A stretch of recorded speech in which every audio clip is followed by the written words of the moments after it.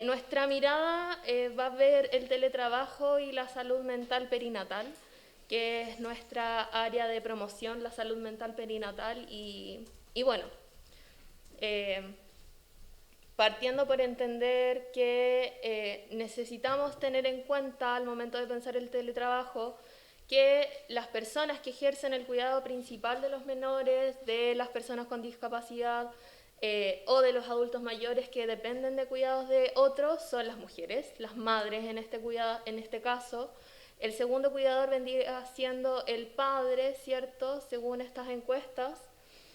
Por lo tanto, nosotros tenemos que considerar al momento de hacer políticas públicas y considerar las condiciones de teletrabajo, estos antecedentes en tanto que las mujeres somos quienes ejercemos más estas labores, ¿ya? Según las actividades realizadas en el cuidado cotidiano de los niños y niñas, según quienes las realizan, ¿cierto? Principalmente de nuevo tenemos la madre, padre, familiares, no familiares, y bueno, incluye un montón de tareas cotidianas que hace cualquier persona que ha cuidado a un niño o a alguna persona dependiente, ¿cierto? Darle la comida, lavar los dientes, bañarse, compartir comidas, llevarlos al médico, cuidarlos cuando están enfermos, llevarlos al jardín, asistir a las reuniones, etcétera, etcétera. O sea, es una lista corta esto que vemos acá, pero quienes vivimos esto en el día a día es 24/7 y es interminable, ¿ya? Esto sin considerar las labores y cuidados que puede tener una casa, ¿ya? Eso es importante recalcar. Nosotras vemos entonces, tanto por nuestras experiencias como por estadísticas, por ejemplo, que la participación laboral de las mujeres tiene una brecha importante. Tenemos un menos 23.2% con respecto a los hombres. Esta es la tasa de ocupación hasta octubre-diciembre del año 2020. Podemos asumir que las cifras no han variado mucho en términos de números, y que esto con la pandemia, ¿cierto?, se ha venido agudizando. O sea, la tasa también de desocupación, principalmente son las mujeres las más desocupadas. Con respecto a los hombres, las mismas fechas en promedio, y es una de las razones, ¿cierto?, que las mujeres expresan cuando se les ha preguntado el por qué no participan del mercado laboral formal, esto pensándolo en cotizantes, ¿cierto?, participantes del mercado laboral. Las razones familiares permanentes, es decir, tener que realizar trabajo doméstico y de cuidados no remunerados en sus hogares. En cambio, para los hombres, por ejemplo, la principal razón es estar estudiando, no buscan trabajo por razones familiares, solo un 1,7%, ¿ya? Es importante hacer énfasis en esa desigualdad. Cuando nosotros estuvimos en esta época de COVID y de teletrabajo obligado, digámoslo de alguna forma, en nuestras casas, y las mujeres tenían que teletrabajar versus dedicarse a la tarea de cuidados, a la casa, etcétera, etcétera, eso se le llama tener una doble presencialidad. Entonces las mujeres teníamos que estar presentes en el teletrabajo y paralelamente al cuidado de niños, niñas y de la casa y todas las personas que dependen, ¿cierto?, de cuidados. Razones que son más que suficientes, ¿cierto?, para dejar de buscar trabajo. Acá tenemos, por ejemplo, en esta encuesta de Chile que viene, que principalmente durante la época de pandemia, cabe recalcar, la mayoría de las mujeres decían que era muy difícil encontrar trabajo en el contexto.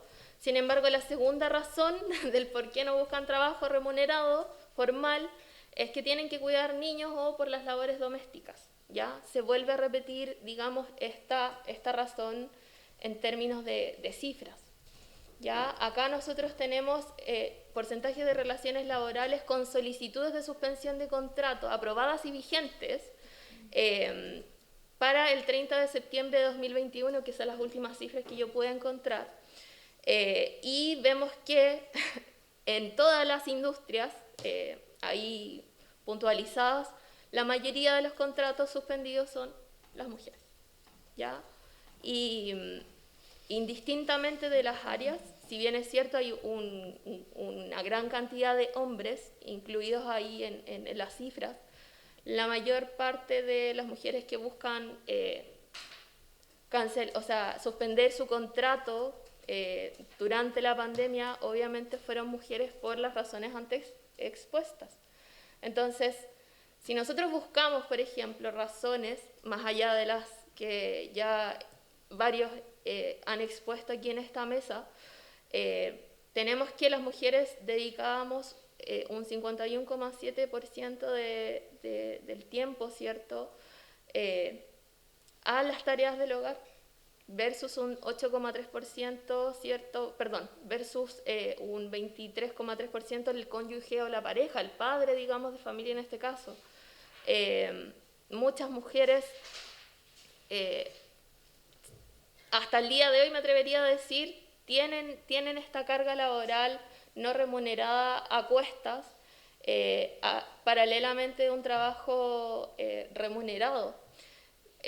Luego, durante la pandemia, nosotras vimos que, en efecto, tenemos que la sensación de las mujeres es que aumentaran estas tareas de cuidado, porque ahora todos los integrantes de la familia estaban en casa, ya no había colegios ni jardines, la pareja o los demás integrantes de la familia estaban presentes en la casa, lo que hacía que, por ejemplo, se necesitara lavar más veces la loza, que los niños se enfermaban poco y nada, pero igual había que cuidarlos, había que alimentarlos, cocinar. Entonces todas estas labores domésticas se incrementaron y no disminuyeron las horas de teletrabajo.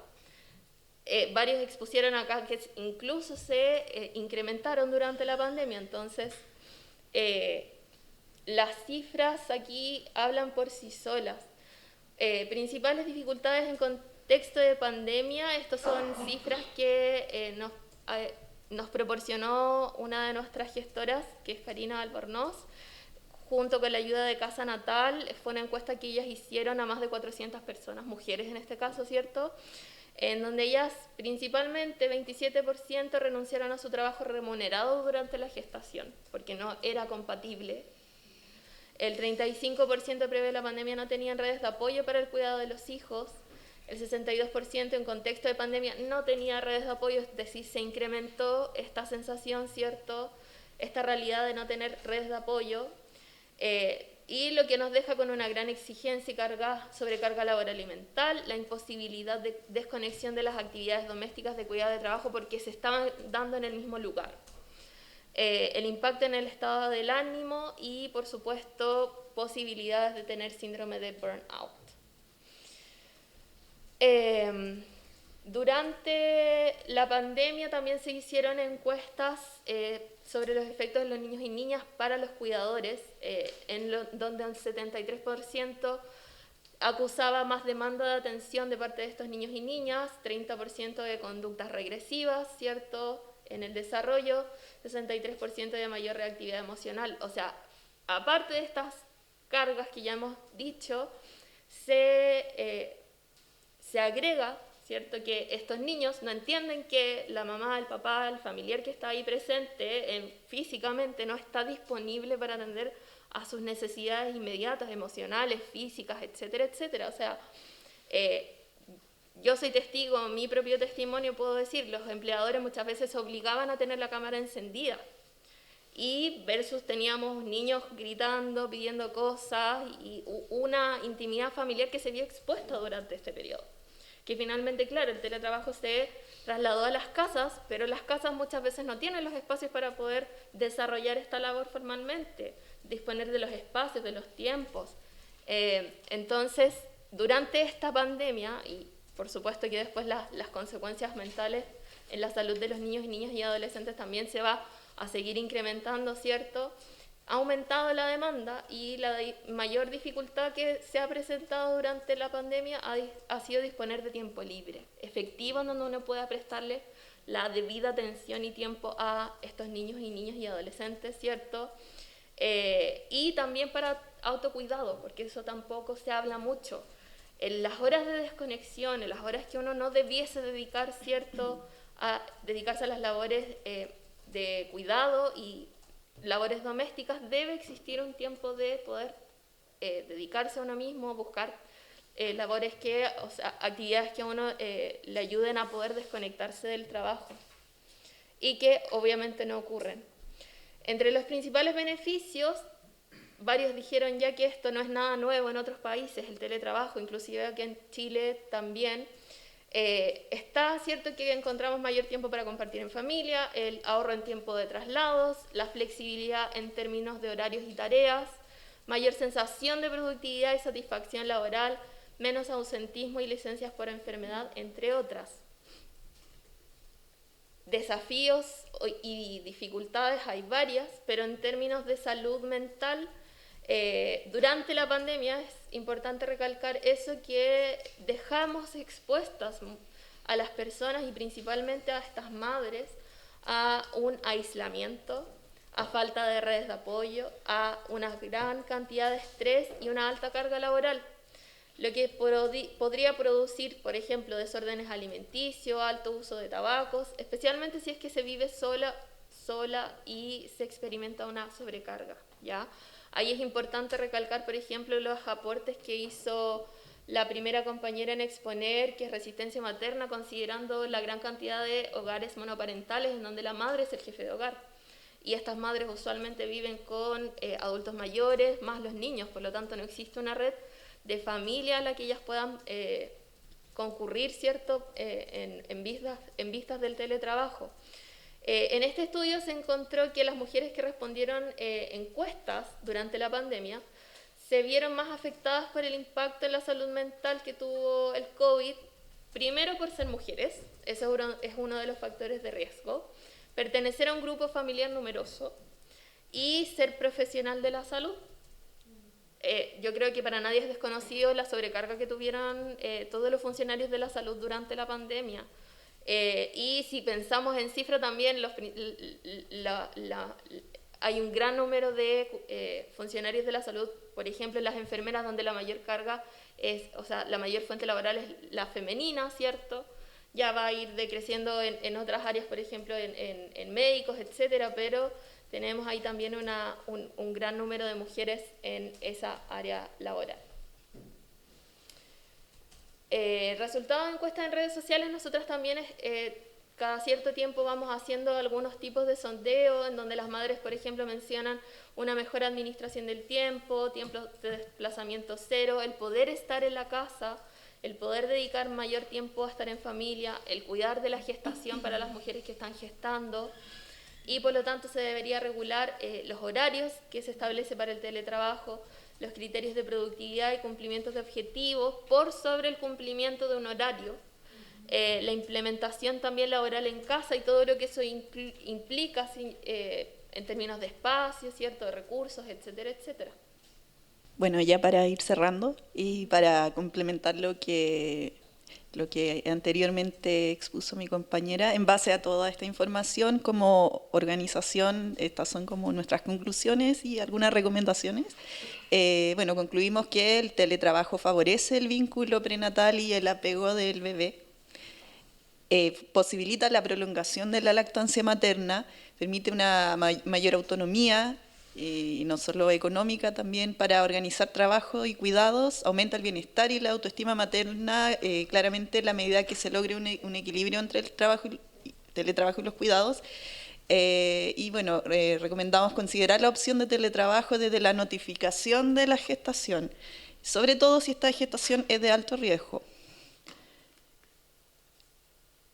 Otra cosa que terminando el postnatal, sugerimos la reincorporación al teletrabajo con opción presencial o remota, incorporación gradual, jornada flexible, media jornada, la flexibilidad para los cuidados, como ya vimos en lo que han expuesto anteriormente las otras organizaciones, y que, bueno, apoyando también la petición de que esta modalidad vaya más allá de la alerta sanitaria y que sea incorporada de forma permanente para todas cuidadoras, persona que cuide, ya sea madres, padres, a niños menores de 12 años, dentro de otros grupos también de cuidados. Y que el teletrabajo no se puede efectuar sin redes de apoyo. necesitamos una responsabilidad social y del Estado. Frente a esta necesidad, planteamos que se podrían crear o adaptar espacios tipo cowork comunales para madres, padres y cuidadores que lo requieran. Y que esto solo puede ser factible en la medida que se regule esta forma de trabajo y se ajuste a las necesidades de la maternidad o paternidad. Y como desafío final que queremos plantear específicamente para el Ministerio del Trabajo, que pueda implementar ya sea mediante regulación, normativas o dictámenes, que permitan compatibilizar por un lado la transformación digital que ya ha llegado para quedarse, las nuevas formas de trabajo como el teletrabajo, que también ya hemos dicho, no hay vuelta atrás con el teletrabajo, y con permitir que se puedan aprovechar los beneficios que hemos visto de esta modalidad de trabajo para las personas gestantes, mujeres en periodo de gestación, las personas que estén al cuidado de menores, ya sean madres o padres, y de sus familias, y que esto pueda repercutir en una mejora de la calidad de vida, que haya mayores opciones para trabajar disponibles y con la mirada en fomentar un ecosistema social más individual. Esa es la mirada que inspira nuestra presentación. Muchas gracias.